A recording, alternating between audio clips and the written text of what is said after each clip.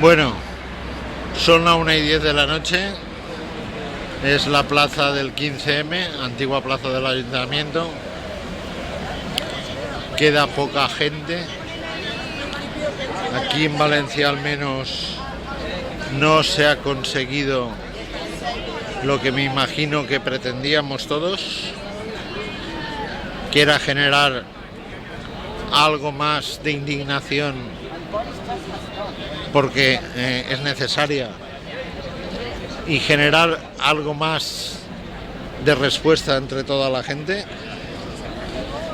Seguir con lo que el año pasado supuso un algo nuevo, que parecía algo que renacía de entre lo que antes no había nada, pero por lo visto pues no hay aún suficientes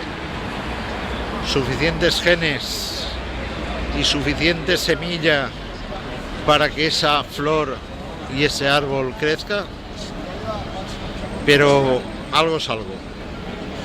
En principio hemos conseguido al menos que esta noche se iba a celebrar aquí un castillo y lo hayan tenido que suspender, aunque seamos poca gente, y supongo pues eso, que en una hora, una cosa así, la policía vendrá y desalojará tranquilamente y casi sin protestas a la poca gente que queda. Buenas noches a todos. Ojalá esto fuera más en cuanto a mostrar nuestra indignación y hacer acciones que llevaran a un verdadero cambio, aunque por desgracia lo dudo mucho. Lo digo